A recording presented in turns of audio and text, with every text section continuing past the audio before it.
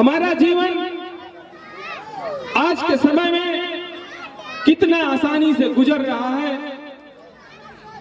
कितना सम्मानित तरीके से गुजर रहा है, इन सब का हम एहसास कर रहे हैं। लेकिन एकाध घटनाएं जो बीच बीच में होती हैं, उन घटनाओं से हमें सीखने को मिलता है कि क्या आज के परिवेश में भी ऐसी घटना हमारे समाज, हमारे बच्चों के साथ हो जाता है, तो क्या हम कभी सोचने को मजबूर नहीं होते कि बाबा साहब के समय में कैसी कैसी घटनाएं हो रही होंगी, जो हम लोग आज कहते हैं कि बर्दाश्त करने योग्य नहीं है, बर्दाश्त नहीं कर पाते हैं, सर के ऊपर निकल आते हैं। उस समय की घटना सोचकर थोड़ा सोचिए, विचार किया जाए। उन घटनाओं से बाबा साहब ने लड़कर अकेले संघर्ष करके, अपने 4 पुत्रों की बलिदानी दे करके हम सब के लिए, करोड़ों दलितों के लिए, गरीबों के लिए, हर समाज के कमजोर लोगों के लिए जो इन्होंने किया बाबा साहब ने, क्या आज लगता नहीं कि हम लोग कुछ नहीं कर रहे हैं?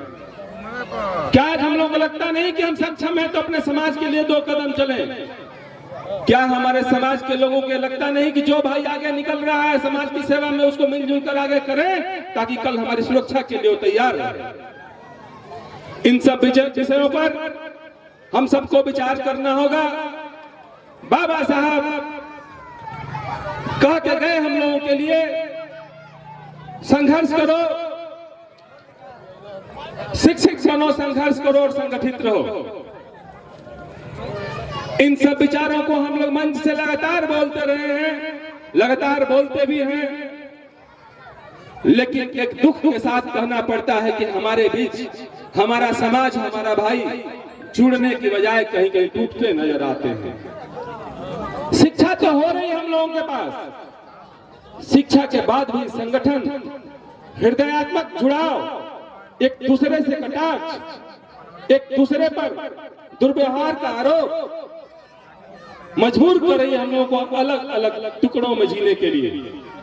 एक ही ग्राम सभा में कई जगह देखने को मिल रहा है, कहीं मारामारी हो गई, कहीं पूजा पाठ नहीं हो रहा है, कहीं 2-2 जगह पूजा हो रहा है।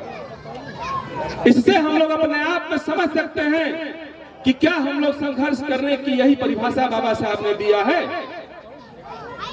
अगर हम अपने भाई की बातों को नहीं समझ पा रहे हैं, अपने विचारों को समाज के सामने रख नहीं पा रहे हैं, तो क्या हम अलग होने के लिए भी मजबूर नहीं किसी को कर सकते?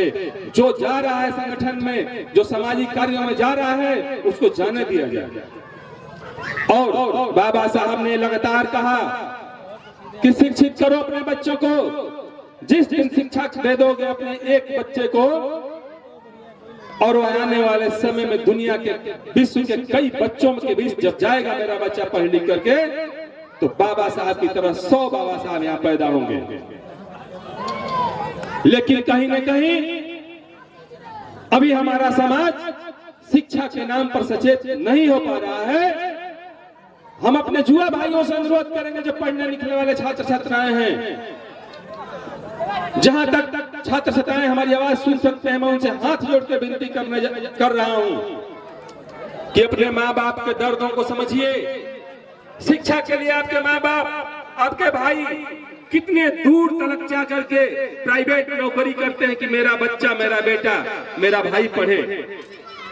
सिर्फ इस उम्मीद में वो करते हैं कि एक दिन मेरा भी बेटा पढ़ लिख करके फला सिपाही की तरह सिपाही हो जाएगा, या फला मास्टर की तरह मास्टर हो जाएगा, या इनके बेटे की तरह इंजीनियर हो जाएगा।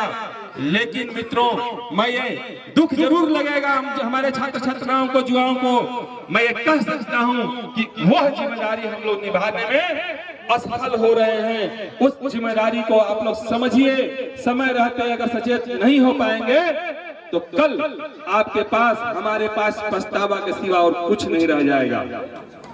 जैसे हमारा समय बीत जाएगा, हर व्यक्ति को मौका मिलता है, समय बलवान होता है, जो भी समय गंवा देता है उसके सिवा पछताव के और कुछ रह नहीं जाता उसके पास। दोस्तों, इसलिए मैं छात्र छात्राओं से विशेष अपील करता हूं कि आप लोग अपने समय का सदुपयोग करिए। बाकी जीवन में तो सबको सुख मिलना है। जिस क्षेत्र में काम करना चाहते हैं आप जाइए, करिए, स्वतंत्र हैं। लेकिन पहला लाइन, बाबा साहब शिक्षा लेंगे, जितना शिक्षा ले सकते हैं, आपको किसी भी क्षेत्र में कोई पछाड़ने वाला नहीं मिलेगा।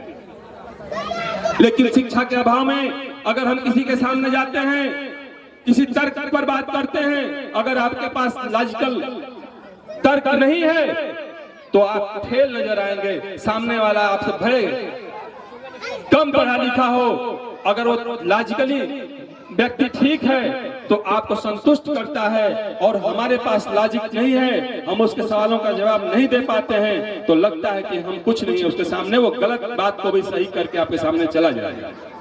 इसलिए पढ़ना लिखना जरूरी है दोस्तों।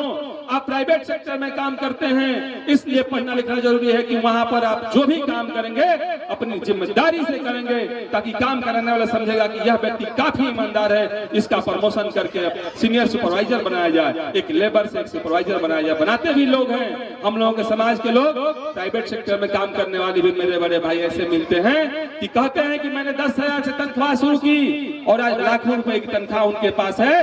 अगर ये चीज है तो उसकी क्वालिटी से है। अगर क्वालिटी हमारे अंदर नहीं रहेगी तो हम किसी को कोई बात समझा नहीं पाएंगे, कोई हमको पूछेगा नहीं।